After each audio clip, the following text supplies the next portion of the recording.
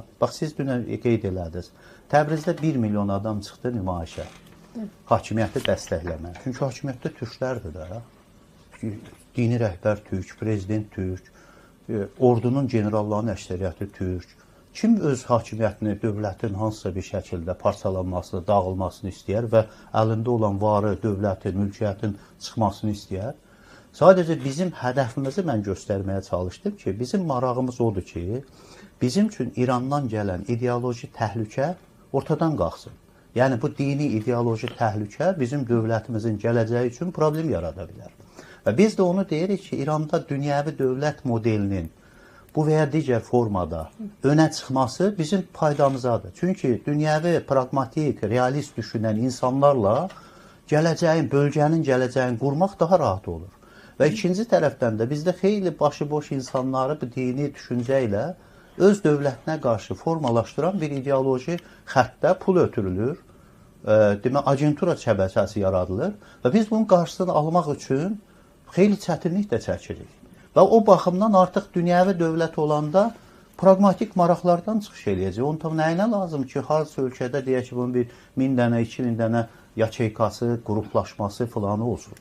Və biz bu baxımdan məsələyə artıq bizim Güney Azərbaycan məsələsinə baxışımızı da indi yenidən bir müzakirədən keçirib, bunun aktuallaşdırması yerinə İranda dünyəvi dövlət qurulması, insan haqları, Azərbaycanlıların məktəb, dil və başqa ilkin mərhələdə olan problemlər həlli istiqamətində öz dəstəyimizi vermək. Dəstəyimiz nədir? Məsələn, biz Borçalıda da türklər var, Dərbətdə də var.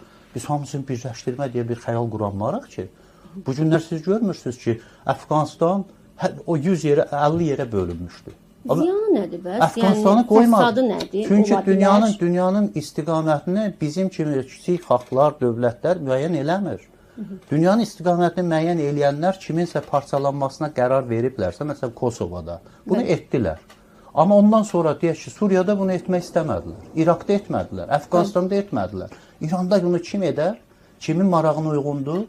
Yəni ona görə də biz bir özümüzün xəyalımızla dünya siyasətinin reallığını üzləşdirəndə biz bu məcarəyə Azərbaycanı sürükləyən, siyasətdə olan insanların gətirə biləcəyi faciəni indidən xəbərdarlıq eləyirik.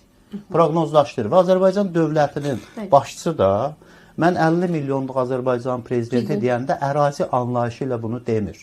Yəni Danimarkada olan Azərbaycanlını da, İranda olan Azərbaycan, Borçalıda olan Azərbaycanın da mədəni birliyini, mədəni mənəvi birliyini göstərən bir tezisdir. Bu da yaxşı, doğru tezisdir. Amma heç bir halda bu tezisi biz ərazi tezisi, haransa birləşdirilməsi, ayrılması deyə götürənmərik. Və biz də bir tezisi də qəbul eləməliyik. Bununla bağlı mən əsərlərdə də yazmışam, çıxışlarda da qeyd edirəm. Biz 1828-ci ildə Allah bizə nəsib edib ki, biz İrandan qopmuşuq, İran arealı ilə qurtarmışıq. Bizim ayrıca müstəqil dövlətimiz yox idi ki, nəyəsə parçalasınlar. Ayrı-ayrı xanlıqlar idi. Bizim xanlıqlar formasında yeni bir mühitə gəlməsəydik, milli identifikasiyamızı tapmayacaqdıq. Hələ 18-ci ilə qədər bizdə hamı özünə İranlı deyil.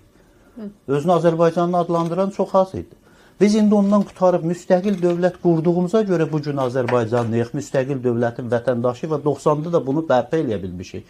Orada bizim yazıq xalqımızın 30 milyona yaxın, 20 milyon olsun, 50 milyon olsun üzvü bu müstəqilliyin neymətini dadanmadı. Çünki bu sistemin içində müstəqil dövlətə çevirmə şansı bu gün də yoxdur, bir neçə illər sonra da olmayacaqdır.